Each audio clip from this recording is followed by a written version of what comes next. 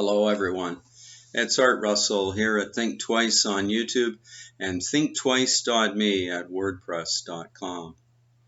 Today I'm going to make another video with the hope that it will help alleviate some of the suffering that's inherent in believing that we are the human.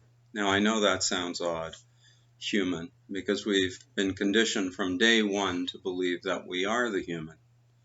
As soon as we could learn our name, Arthur in my case, I was conditioned by those around me and surroundings and circumstances to believe that I was this growing young body at one time of name and form. I still feel pretty young, which is cool. But when we believe that we are the body mind, as it's called, or the person, without questioning that, we're bound to suffer. I went high tech today and even made some diagrams that I hope are going to help explain this. So there's the position of being human, or believing that we're human. We often identify with being this guy or gal here, and we're on a teeter-totter, and life seems fine one day, and then it tips, and it's like, oh, something happens. We've lost a job, or our body minds become ill, or someone we love has become ill. And then in time we level out again and we feel it's fine. And then it's like, uh-oh, what's going to happen again? And we're searching for happiness, but this is always moving. It's always moving, moment to moment. In fact, I'm sure that many of you can relate to happy one moment and the next not. You're fine, you're minding your business, you're feeling fine, and then the phone rings. Someone delivers some tragic news. A relative has died, perhaps. Or you learn suddenly that your spouse wants to divorce, or something like that. Something that causes, wow, I did not see that coming. And then that character is off balance, and it desperately wants to be happy. So this, as you can see, is the human experience. It's a very precarious position. So in ancient days, and it's still going on now, thank goodness, people called seekers were searching for a way to transcend this, to transcend the suffering that's inherent in believing in the human, that we are the human. So is that actually possible, or is life just destined to be, it's good this month, but not so much the next? You know, this year was good, but the following one wasn't. Yes, there is a way beyond that. It doesn't mean that events will not continue to occur. They will. We just won't judge them from the perspective of the human. Humans, they like to try to control what they deem are external events. So let's say having company over, they need the company to behave a certain way, or it's like, oh, you moved that where it shouldn't have been moved. I always like it here. Gee, human beings are very tightly bound. Their perspective.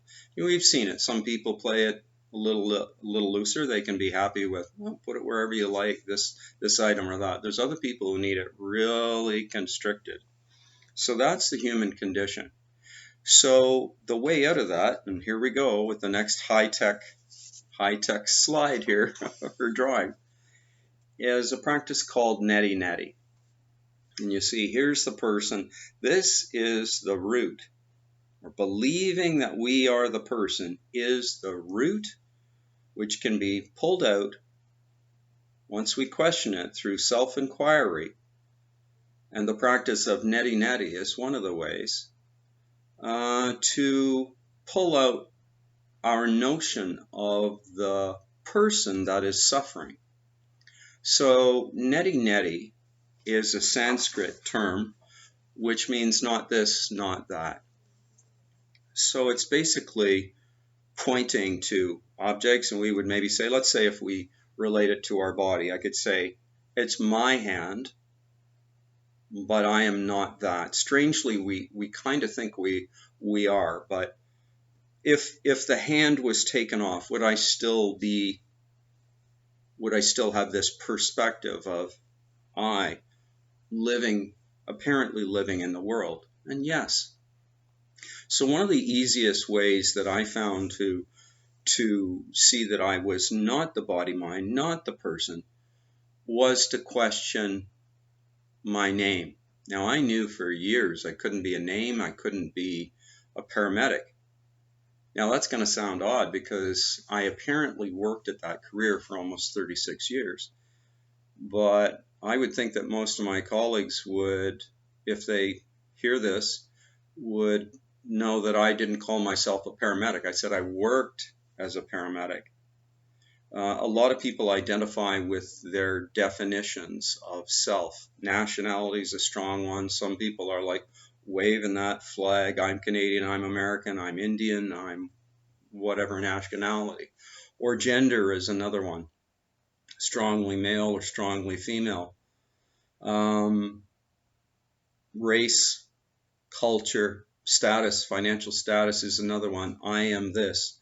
But what I'm saying today in this video is we can question that. Let's question. Okay, here's how people might refer to me, at least in the polite ways. So Arthur would have been my family members, that's for sure. Art, more colleagues, friends, or Mr. Russell for those who want to go that formal route. Now, really, can I be any of these? I can't be. Those are merely terms which are used to point to that which is the real. Okay, I'll give an illustration that can maybe help make this clearer for you, to have you question whether you can really be the name of the person watching this. Okay, if you were thirsty and I gave you water written out like this, would you know water at all from it? Would it quench your thirst at all? No, it's just 5 letters, right? So to really quench your thirst, and the equivalent of that is to give us the bliss or the deep happiness and the joy that we're seeking, we must know the true I am, the true self. So just as in the case of water, we can't know it until we taste it. Now that will quench your thirst.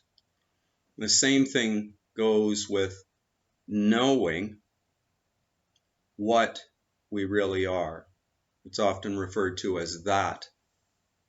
But we can't really know it by a term, because a term is only a definition, and the infinite cannot be defined. If it was defined, it would not be infinite. But that is often used. That's behind the title of this book, I Am That. So when we look at questioning what we really are through the practice of self-inquiry, can I really be a name? That's one way of going deeper. And the next step that can help is if we realize that, okay, during all this rough ride, this up and down of life, daily, weekly, moment to moment, whatever, year to year, we can see that the teeter-totter tipped, but that its base stayed still, quiet, silent. The purpose of this video is to help point you in the way of your finding through direct experience your own, not your own, the I am, which is the foundation of our world. Some people refer to it as consciousness, God, other holy names. It's in Sufi tradition, I believe it's sometimes referred to as the dazzling darkness. We can't see it as an object, but we can know it when we become still. So another way of deconstructing the person that's having the trouble, to question, am I really that, is to, when we become still, we're through meditation, even 5 minutes a day to start will help lead you in that direction. We can see, when we're still, we close our eyes and get still, that sensations, images, feelings, thoughts all come and go. Now, when we're busy in our hectic lives, we tend to think that we think they're all generated up here in this. We think that's where our sense of I is generated too. We think that neural processes give rise to a sense of an I located somewhere behind the forehead, or some people identify with it being behind their chest, maybe close to the heart. They think that's where they live. Now, again, one of the major fears related to this belief, this assumption, is that if we think we arose with the appearance of this body-mind, then it's therefore logical to believe that we end when the body-mind is gone.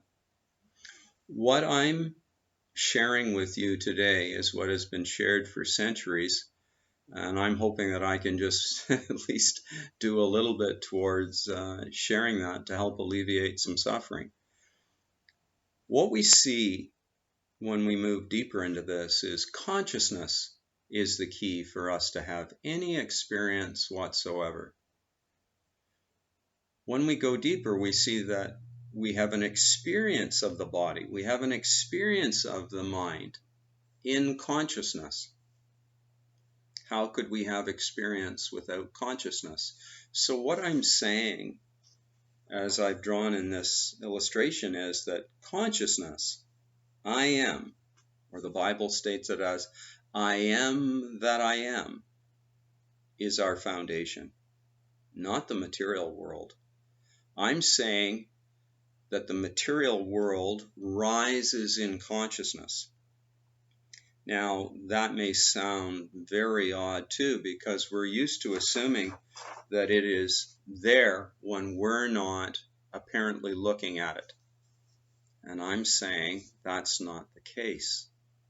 I'm saying the world of material objects is actually occurring in a state of mind. Now, one being who is referred to as Sri Ramana Maharshi shared this same understanding more deeply than I, but I'm going to take a try at it here because I love you all. So I'd like to show you a photo of him to begin with. This is Sri Ramana Maharshi at age 21. I hope you'll be able to see that. And some more about him. So this is a very thin book, and I recommend it as one of the books that you check into if you'd like to, as you dive deeper into an understanding of that which you truly are. So his basic story was that at the age of 16, I believe that was in 1896, if I remember correctly about that he had a near-death experience related to, I believe it was the passing of his uncle, and he had great fear around that. And in the following few hours of a night, he realized, he disidentified from the belief that he was the body-mind. He saw, it was like as if he was pulled out of that perspective of believing that he resided here or here, and saw it differently, where, as I do now, realized that this appears in consciousness. Thoughts appear in consciousness. Sensations. That starts, that stops. What is it that knows it started and stopped? Not art. Art's just a name. That's hollow. That means nothing. Shakespeare expressed this too, that what's in a name, right? So one of the ways that was shared to deepen our understanding of what we really are was shared by a man by the name of Sri Nisargadatta Maharaj. Now, when he realized the truth at the age of 37, it was by following the advice of his guru, who told him two basic things, pieces of information. He said, "Trust me, you are already the supreme," and to just concentrate as you go about the day of knowing that I am. Now, not I am that, as in the case of me, I am art, I am a retired paramedic, not all those definitions. No, we cast that stuff aside for this. Now, in my book, I point to something that worked for me and a couple of friends, in that I would start my day, when the old way would have been I thought that I was getting up in the morning as art.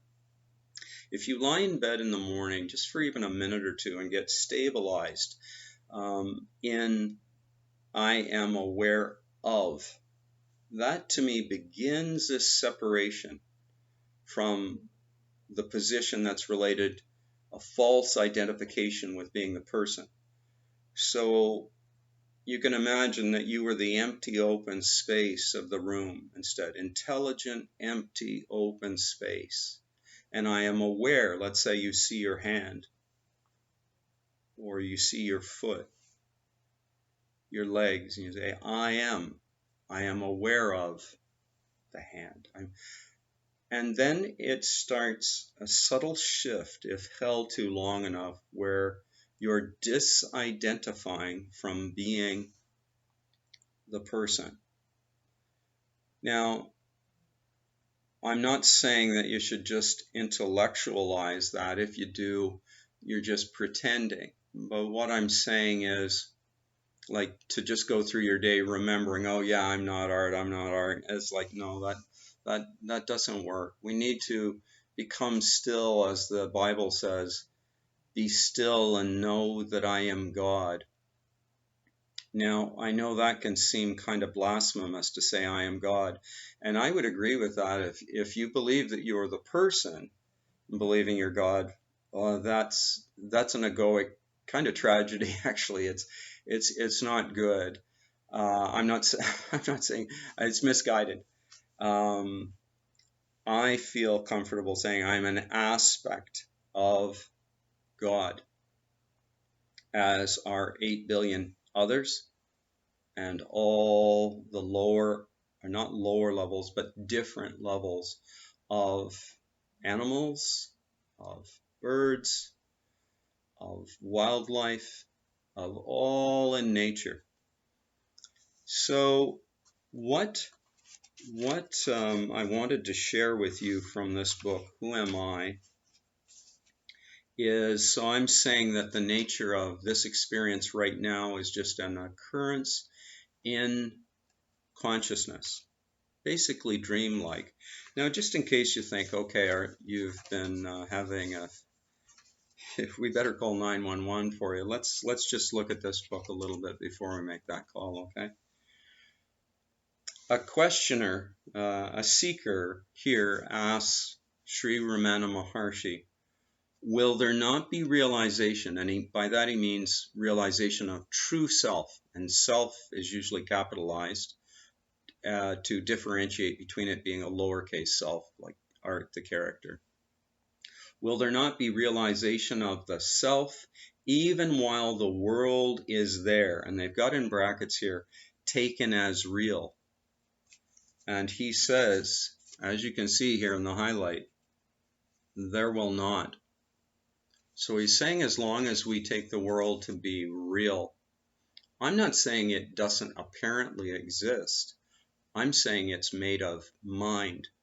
Sri Ramana, or not, Sri Nisargadatta actually echoed this in the book I Am That, which is one of my favorite tools, which took me a little deeper, not as art, but allowed awakening to deepen. And there was a seeker who asked him, which rises first, the body mind or the world? And he said they arise together. So I think of them as kind of, if we imagine, here's the little self, and let's go with the bigger one here, the bigger world. In sleep, neither are there. There's nothing in deep sleep. Dream state, that's another thing. But when the mind cranks around, as I kind of refer to it, or the mind gets bringing us all up, it brings the body, mind, and the world. They arise together. That's the person in an apparent world. So then we move to, let's move on to another illustration here. And when we see reality a different way, what we see is, okay, the foundation is still that. The dazzling darkness or the void gives rise to a sense of I am. One I am. One that is without boundaries, immortal, eternal. You can't find edges of it. You can't say, where is it? You're not thinking of it as being just localized in a skull, in a brain. And another thing that might help you verify or dig a little deeper is if you look into any of the current research going on by neurologists, if they're looking for how the brain generates consciousness, it's called the hard problem of consciousness. It hasn't been found. Now, they've been looking a long time. And what I'm saying is that consciousness is foundational. Foundational. It's the foundation. It's I am. It's eternal. So when we know that on a deeper level, a lot of our fears go away. Our daily experience, instead of trying to keep this guy or gal steady, chasing like, oh, I'll be happy if I get this relationship at this end of the teeter-totter. Then they get the relationship, and it's good for a while, maybe a long time. But then ultimately, it gets rocky because the partner or the spouse has died, and then there's suffering. And it's suffering related to this character here. Rupert Spira would say, question the nature of this I. I put it in lowercase in my book. Another tool or another means that might take you deeper, and I'll offer this because it is why I wrote it, is my book entitled This Taste of Flesh and Bones, and it's available through Amazon. In some of my other videos, the lighthearted ones, I do kid about it, but I'm actually serious. It's my hope that it will take you on a deeper exploration of that which you really are. You're definitely not a name. Maybe question that after this video. Would you really be a Susie or a Bob or Ananda? I mention Ananda because he's one of my dear friends that I've met through LinkedIn, and his name just came to my mind. He's very dear. Anyway, bye for now. See you soon.